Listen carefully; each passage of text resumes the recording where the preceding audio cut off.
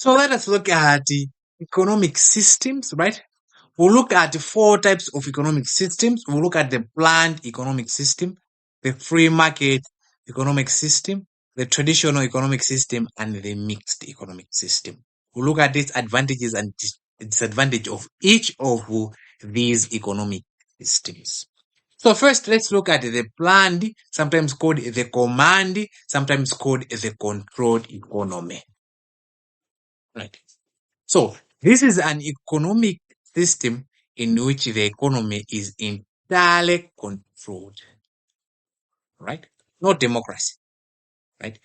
The state owns land, housing, transport system, right?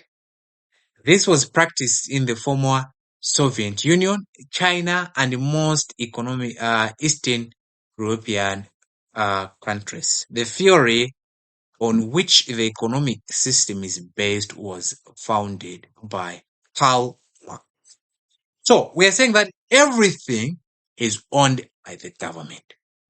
Everything is controlled, right? So it was basically common in China, Soviet Union, and mostly I think in Southern Korea, right?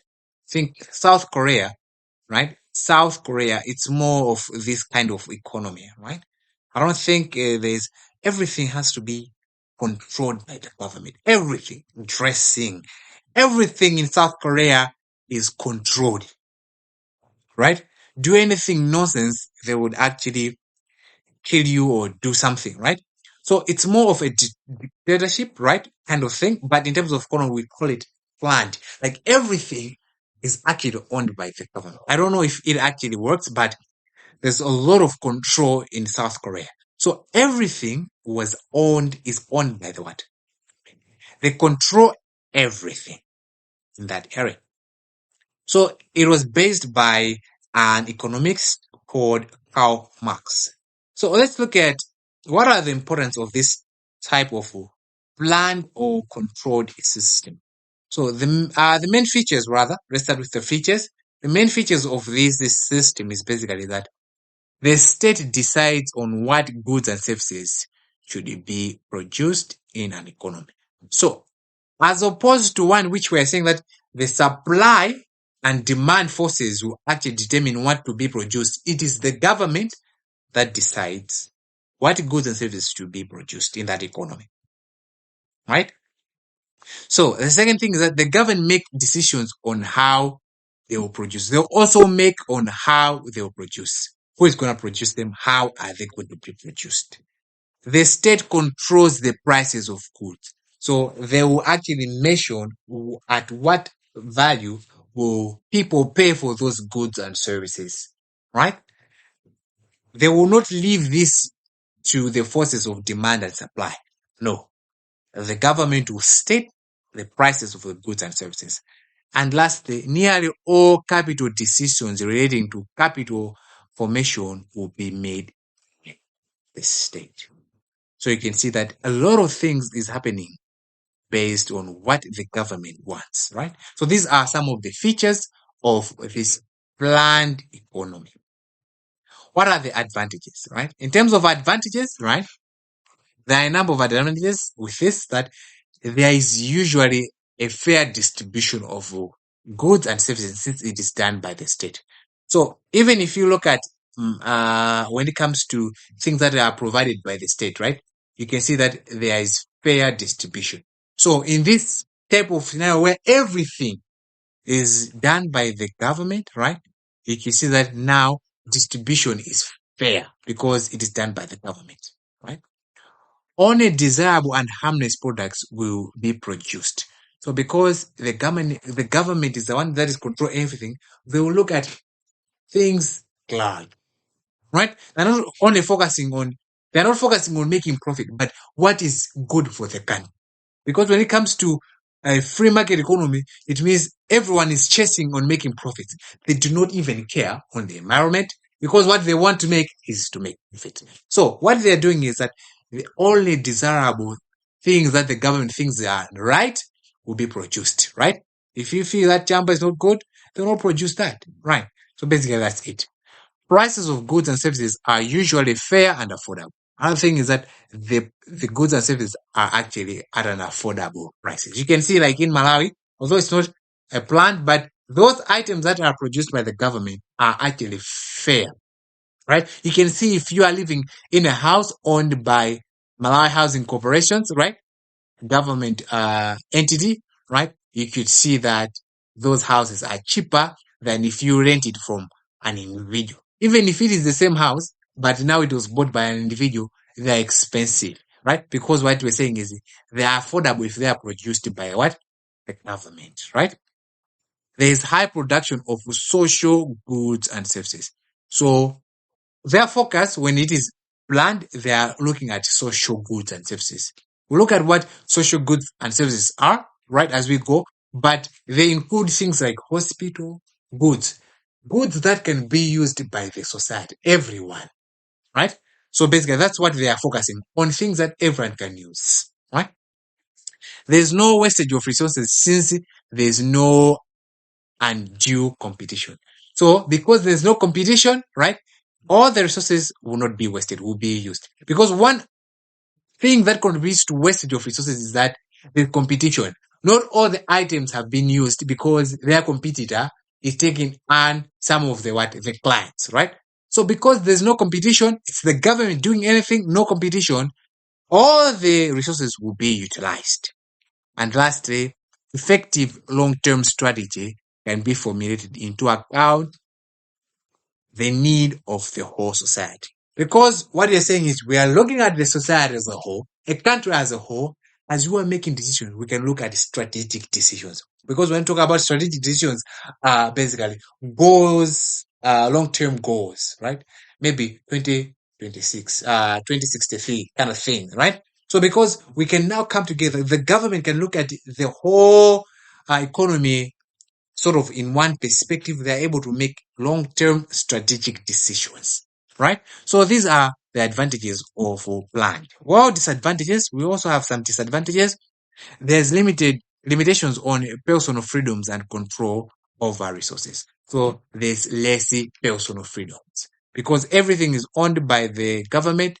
There's less personal freedom by the people in that economy. Due to the absence of competition, the quality of goods and services. So because there's no competition, right?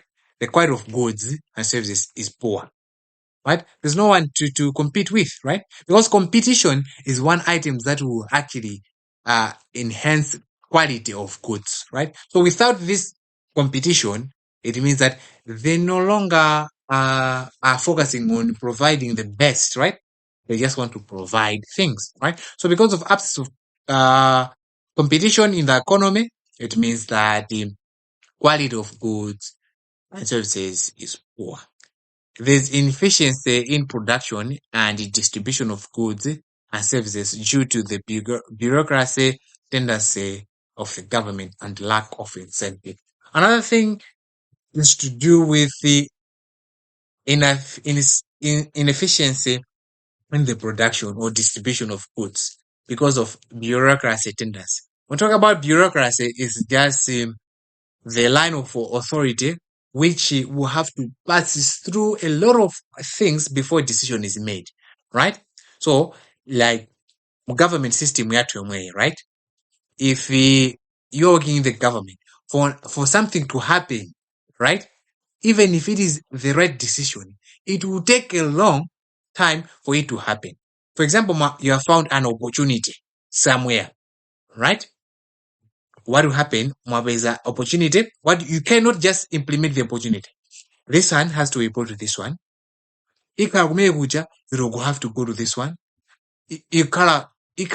So before it was an opportunity, they are better, right? So there's that inefficiency on how things are being done, right? The production, because of the tendency of this bureaucracy that happens in government systems, right? Another thing is that the lack of incentive, because employees or people in the government system, they are not incentivized properly, right? Like in Malawi, if you are a civil servant, you're definitely receiving less money, right? For you to actually be getting maybe net of 300,000, that means you are at a good post, right? There's no incentive So because of this, people alarm government. Although this is not a planned economy, but later if you can look at the government system, right, and harm government, they do not even uh bother. Atosabula ofesi, atobula satani, because there's no incentive. Well, mtu amwe akagwire ku private sector, atopeza kuti muna kulanda 1 million, right? Amayenera kuti apange zinthu zona kuti will be for the best interest of the what? The organization. So you could see that's another disadvantage. And another thing is companies are not free to produce goods and services they want, and consumers are not free to buy goods and services they according to their choice. So less of the freedom again, right? Less of freedom that is happening. So you can see that the advantages to it, having a plant, you can see that fair distribution, affordable prices, only desired products are being produced, no wastages. But on the other hand, there are also what disadvantages like limitations on personal freedoms, absence of competition that will actually result in poor services, inefficiency in production and distribution because of bureaucracy tendencies and the lack of incentives and also lack of the freedom companies and individuals. So basically you can see that you have both sides, right? You have the advantage and the disadvantages. So these countries experience low economic growth than countries which are practicing free market economy. So they're saying that in terms of economic growth, right? These guys that are practicing the planned economy will actually experience low economic growth as compared to what the free economy. Now that we've seen the planned, now let's look at what this free market economy is all about. Free market economy is all about. So this economic system, right, is one which the market guides on what to produce, how to produce, and whom it should be produced on how to distribute it. So what these so-called economic decisions that we looked at or economic questions are going to be answered or guided by the market conditions. Market condition. But when we look about market conditions, we're just looking at the forces of supply and demand. Right? Supply and demand. So basically that's it. So these forces will actually determine what to produce, how to produce, who to produce, and how they should be distributed. Right?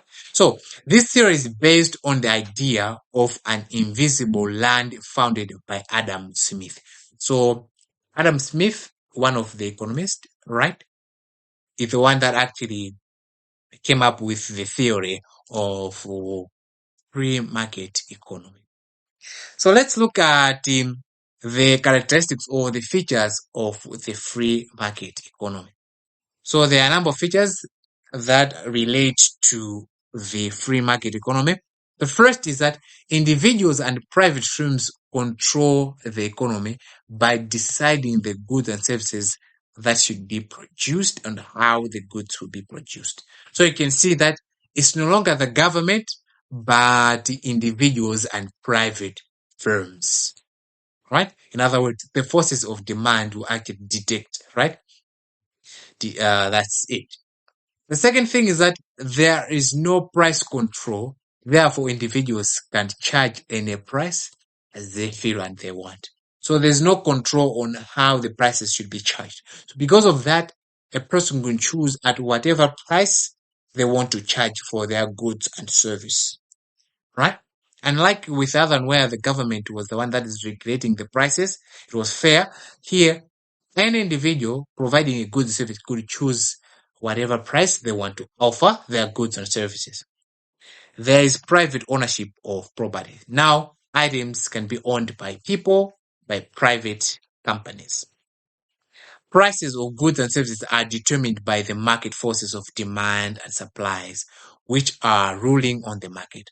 So in terms of what is the right price, right? The price of an item, of a commodity, will be influenced by the forces of supply and demand. We'll look at this, I think, in chapter 2, forces of supply and demand, and how it is actually determining the what? The prices, right? But when it comes to free market economy, the prices will actually be determined by the forces of supply and demand. And lastly, the allocation of goods and services is done by the market forces of demand supply. So you can see that the forces of the market are actually very important when it comes to the free market economy. Now let's look at the advantages and disadvantages. When it comes to the advantages, the high production of goods and services due to the availability of incentive as profit. So people are able to produce goods at a high level because they know that there's an incentive that they will be making what? Profit if they produce more. The second thing is that there's production and consumption freedom. There is that is the producer are free to produce what they want, and the consumer are free to buy what they prefer. So there's this freedom of production and consumption.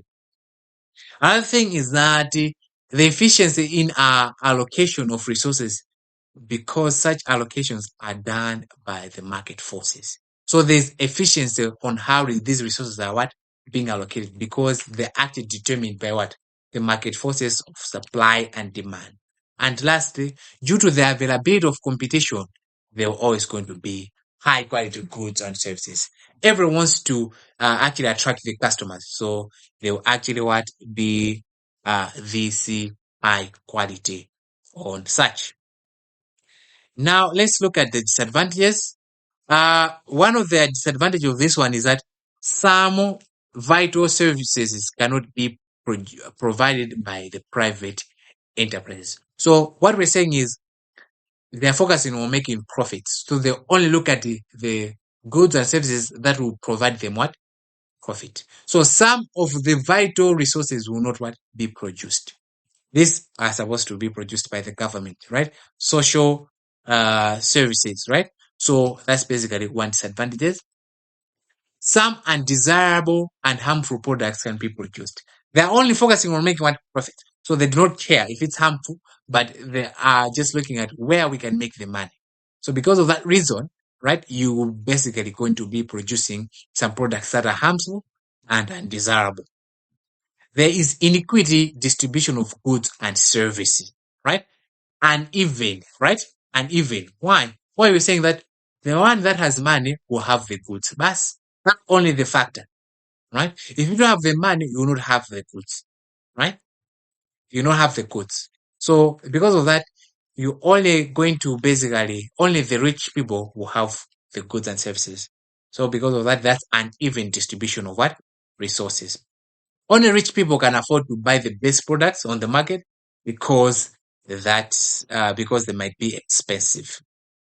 Another thing is that there's lower production of social services such as roads, schools, because the private sector will aim at maximizing profit. What is, what is at the center of the private sector is making profit. So building a road to them will not make them money, right? So there will be low production of these social services, right?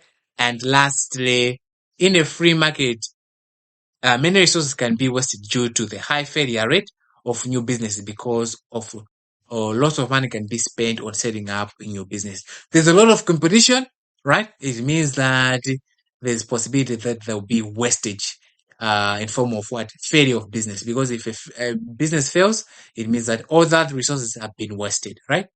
Because of this competition, everyone has the freedom to join a particular market or what. So basically, that's something that you have to be aware of, right? That's to do with the free market economy.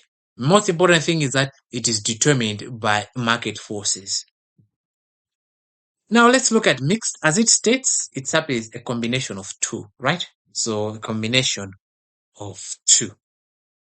So this is an economic system in which both the market and the government guide on what to produce, how it is produced, and for who it is produced and how it is distributed.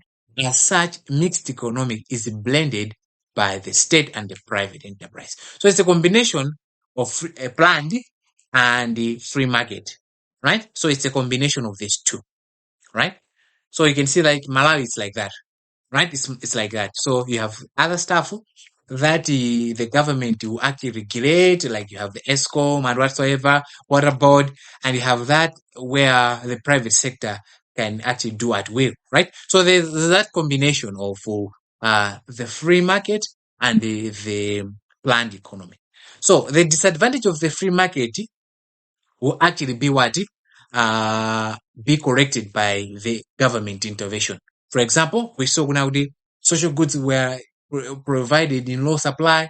Now, because the government can do their part, it means that they'll provide this what? Social good. So you can see that this one actually is nice because it actually tries to eliminate my disadvantages of one of the other, right? So basically, that's to do with that.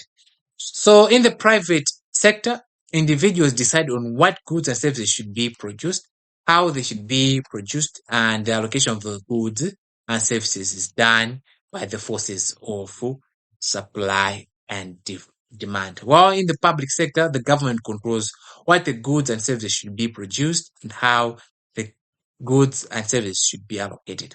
So an example of mixed economy: USA, Malawi, UK, Japan.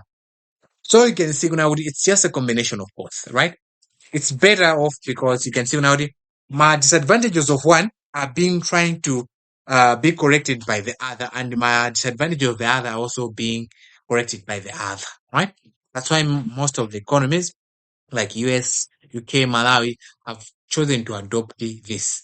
Izinto zina zikhale zona kuti the government will actually regulate and zina zikhale kuti the private sector and the forces of demand and supplies will regulate it. Now let's look at the advantages of mixed economy. Then we'll look at the disadvantages of mixed economy. So when it comes to advantages, right? So the first is that there is high productions of goods and services because there is incentive such as profits in the private sector than the planned. So you can see now they are able to produce high production, right? Because there's incentive when it comes to the private sector, they can make profit, right? The prices are usually affordable to the mass because they are set by the government than in the free market economy, where prices are determined by the forces of market, demand and supply. So there can be some intervention by the government, right? They can set, for example, they might set the prices for maize and so on and so forth. So that's something that we have to be aware of. We're not saying all the products, but we're saying that some, those things that the government feel that are very important for people. So they can set them at an affordable price, right? Or regulate, control the prices, right? That's why zinthu zikavuta apeza kuti the government intervenes. Zinthu angozikweza modabwisa, right? So the government can actually what? Intervene, right? Another thing is that production reflects the wishes of consumers. The goods and services are being produced are the ones that is being demanded on the market as compared to the planned economy where the state decides what they should produce. So the forces of demand and supply are the ones that are actually determining what they are supposed to produce. So you can see in terms of what being produced is what people want, right? What people want. And the system is flexible in a way that it responds to different conditions of demand and supply as compared to the planned economy. And resources can be allocated more equitably because the government will attempt to produce and distribute products in areas where there are inefficiencies than in the free market. So you can see now they are trying to correct my disadvantage of the other. You can see now it's a very nice type of economic system, right? Type of trying to correct my disadvantage planned and try to correct my disadvantage free market economy. In terms of disadvantage is that inefficient use of resources because wages and cost of capital do not reflect the demand and supply consideration in planned economy than in the free market economy. So there's always going to be this element of inefficiency of usage of resources, right? Usage of resources, right? So you can see even like Malawi, you can see how the government works, right? You can see without the resources in Nigeria, they're not used efficiently, right? That element, there that less consideration when it comes to the planned economy, right? So on that element, you are leaning on the planned economy, right? But many people, you end up what? Inefficiently using the resources that you have. Another thing is that there can be production of undesirable and harmful products like drugs, like cocaine. Private firms choose what to produce in free market system than in command where production is controlled. So you know that there's an element of this free market in the mix, right? So there's an element the undesirable might also be what produced, right? Because maybe we are looking at what the demand and supply is actually determining, right? Another thing is that there's lack of incentive that is usually result in low production of goods and services in planned economy than compared free. So you can see I like another thing is element ya planned mu mixed there's lack of incentive mu government mina follows much less of there's less incentive and among production now is never of high quality, right? Because of that element, the economy has that element of what planned economy. And lastly, individuals do not have great freedom to make their own demand and supply decision because the government decides on what goods and services they should produce in an economy. So element here planned here, for example, you can see now it's ESCOM that basically produce electricity in Malawi. So it means that do not have a choice to basically pay for another service provider because the government determined on who is going to produce it. So in that element, you can see now the element side is being disadvantaged a little as compared to how it was purely free market. So basically, those are some of the disadvantages. Now, let's look at the traditional or indigenous economy as the fourth type of economic system, right? So this is an economic system in which the behavior is based on tradition, customs, and habits. So basically, it's based on that. What has been done over the years, right? Through the habits and the customs. So in this economic system, young men follow what their fathers were doing, and girls will follow what their mothers were doing. Bas. It's just based on custom. So production follows traditional patterns in that what to produce, how to produce, and who will produce, it was determined by how they did it long time ago, right? Traditions. It's basically like that, right? It's most of the kingdoms, right? Most of the kingdoms, eunuchs, right? They're based on this, right? So the kingdoms, right, is based on tradition, customs, right? Maybe I'm thinking uh maybe let's say Eswatini, probably maybe they might adopt something like that, right? Based on that traditions. So resources is allocated based on long-term established customs. So you can see that it's just based on customs, tradition. What happened years past is what is being adopted. Now, so those were basically the four types of economic systems. We had the planned, basically controlled by the government, free market, determined by market forces, mixed, a combination of both, traditional, based on customs and traditions. So basically, that's it. Now, let's finish up the chapter by looking at the exchange and specialization. Exchange and specialization. Right. Exchange and specialization. So I think we'll do it in the next video. Thank you.